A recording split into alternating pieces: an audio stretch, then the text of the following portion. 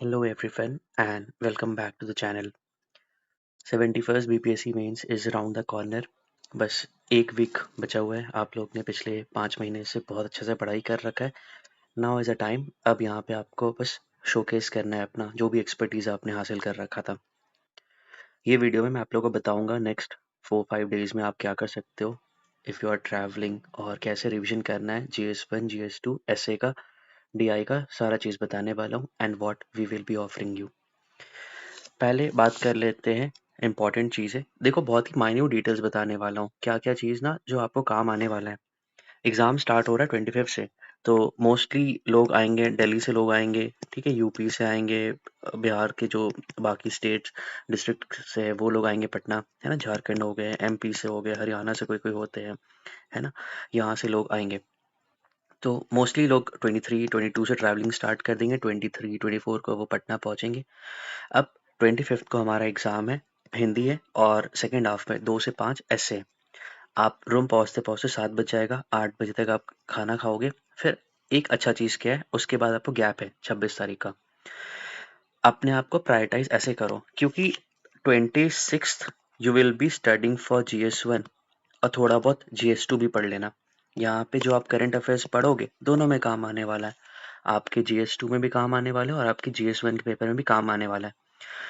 आपको प्रायोरिटाइज ऐसे करना है। आज 18 है, अब एक-एक दिन काउंट करो। 20, 21, 22, 23, 24, ठीक है? आज 18 तारीख है।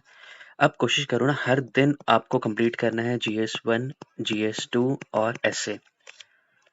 अगर आप 9 घंटा पढ़ते हो तो इसको डिवाइड करो 3-3 घंटे में। आप 12 घंटा पढ़ते हो, 4-4 घंटे में करो। आप समझ रहे हो, एक-एक घंटे का कीमत, 1 घंटे की कीमत आपको 180 से 190 GS1 में ला सकता है, 130 से 150 आपको 2 में लेकर आ सकता है।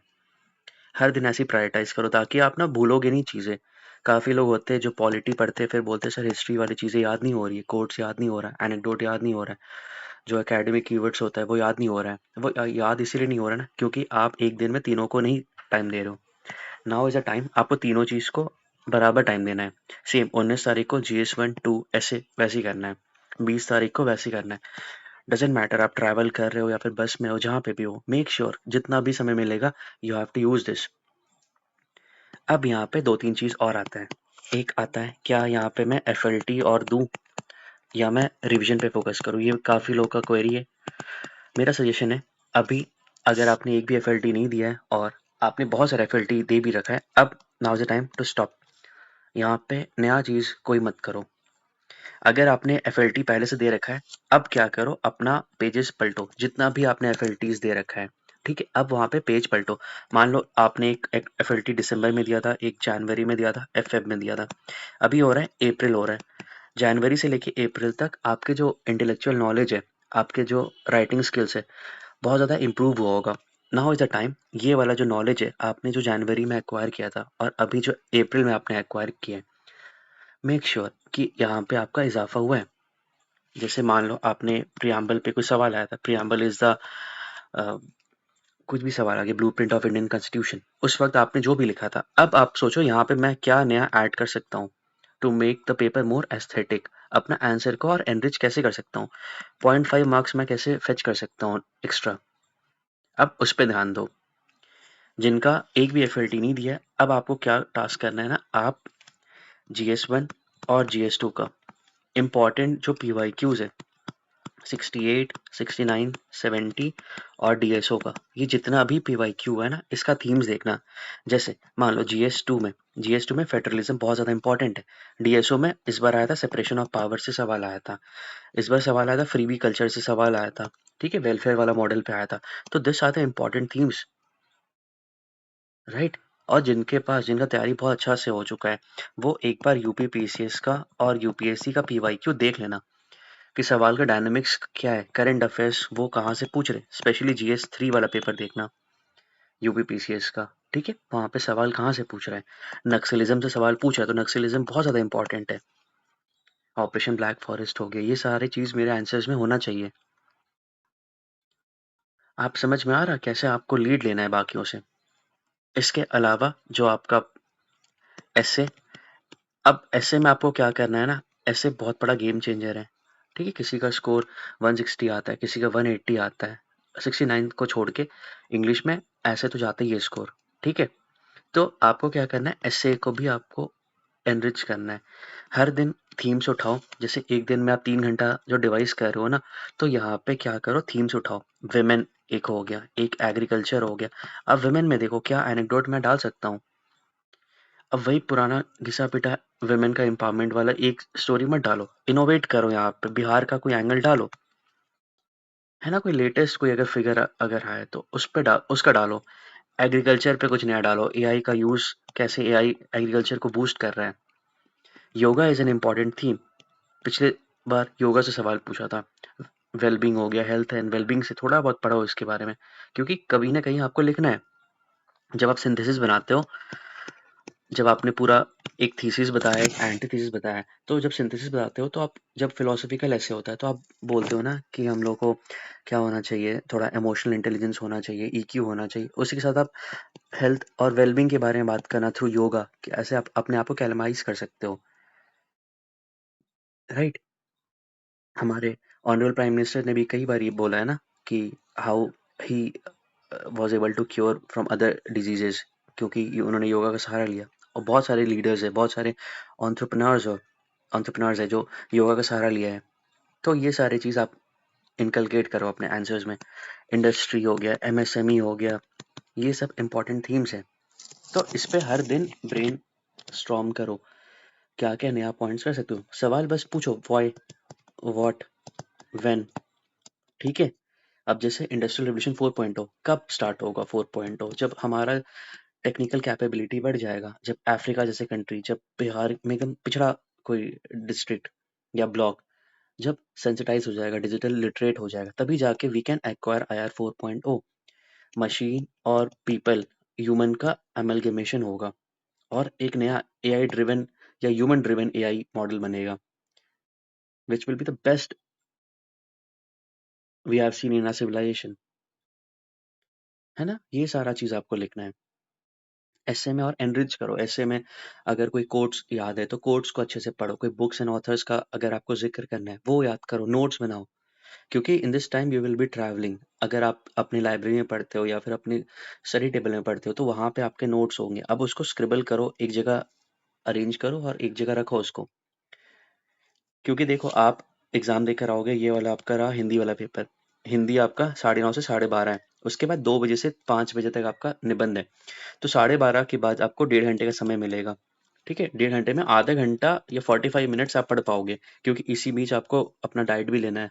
डाइट मतलब अपना खाना भी खाना है, क्योंकि गर्मी बहुत रहेगा। और कुछ कुछ जो टेक्निकल चीज़ें आप लोगों को बता देता हूँ। एकदम लूज कपड़े पहन के जाना, ठीक है? बॉयज़ अगर है हाफ पैंट भी पहन के जा सकते हो, और अपने साथ वो रख लेना, छाता रख लेना, और जो हैंकी या फिर बड़ा सा जो रुमाल होता है ना, गमछा गमछा रख लेना, और फ्रूट्स रख लेना थोड़ा सा, केला रख लेना, एप्पल रख लेना, ताकि आप हाइड्रेटेड रहो। और ज़्यादा बाहर का तेल मसाला चीज़ें मत खाना, क्योंकि आप लॉज में रहोगे, हॉस्टल में रहोगे, होटल में रहोगे, जहाँ भी रहोगे, ऐसा नहीं होना चाहिए कि एग्ज़ाम देकर आओ एकदम भरपेट खाना खा रहे हो, ये सब मत खाना, क्योंकि फूड पॉइज़निंग वगैरह भी हो सकता है ना। और काफ़ी लोग का ऐसा होता है। 2-3 दिन का बात है, 3 दिन का बात नहीं है, 5 दिन का बात है। थोड़ा-सा अपना क्रेविंग्स को कंट्रोल कर लेना, जो मैंने पढ़ाया था ना, श्रेय वर्सेस प्रे, ठीक है? तो प्रे को कंट्रोल करना, श्रेय पे फ़ोकस करना, डिलेड ग्रैटिफिकेशन रखना, है ना? और जो आपका 10 बजे वाला पेपर होगा तो घर से जल्दी निकल जाना, रूम से जल्दी निकल जाना। कोशिश करना 8 बजे निकल जाओ, 9 बजे तक पहुँच जाओ सेंटर पे। क्योंकि काफ़ी लोग पिछली बार जो थे उनको एंट्री नहीं मिला था। आधे मतलब वही 2-3 मिनट का डिले होने के कारण से। है ना? समझ में आया आप लोगों को क्या-क्या करना है? और DI is non negotiable. DI आपको हर दिन प्रैक्टिस करना है। बस पीवाईक्यू फ़ोकस करो, ठीक है? अब नया चीज़ देखने की कोई ज़रूरत नहीं है। डीआई में अच्छे से पीवाईक्यू देखो। अगर स्टेप्स बस ग्लैंस मारो, जो अपना अगर अभी हो सके ना, एक बार क्या करना, प्रीवियस ईयर का जो रॉ पेपर होता है, अनसॉल्व पेपर्स होता है, वो एक बार डाउनलोड करना या फिर प्रिंट आउट कराना और रख लेना बगल में। देखना डीआई के क्या-क्या सवाल है। आप आँख से ही समझ पा रहे हो कि नहीं कि हाँ, ये तो मैं कर लूँगा या कर लूँगी, ठीक है? उसके अलावा सबसे ज़्यादा इम्पोर्टेंट जहाँ पे सबसे ज़्यादा लोग खौफ़ज़्यादा होते हैं, वो है हमारा current affairs.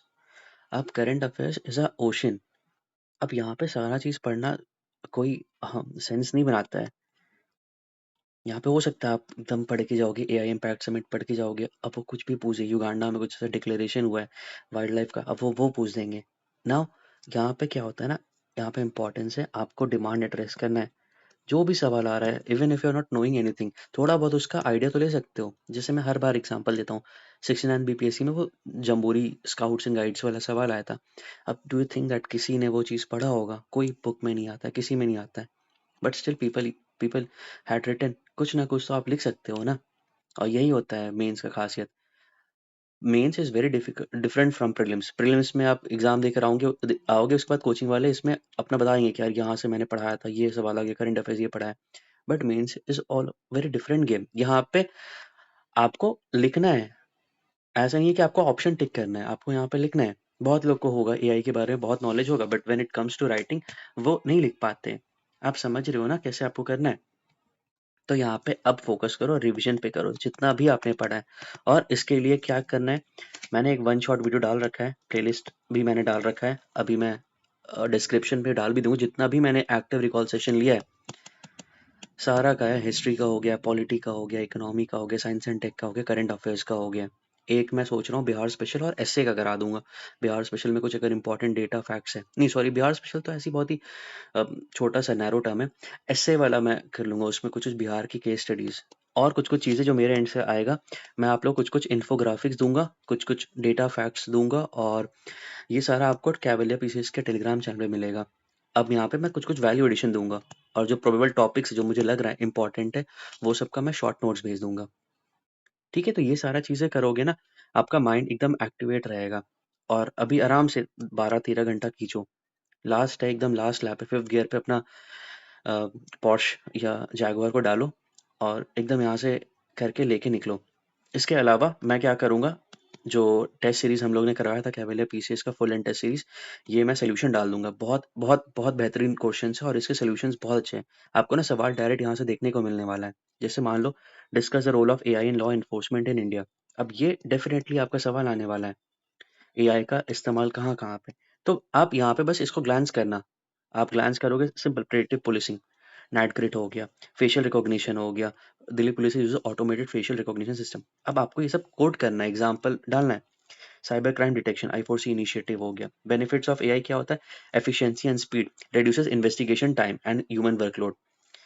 Crime prevention, predictive analytics helps proactive policing aligned with UN SDG 16।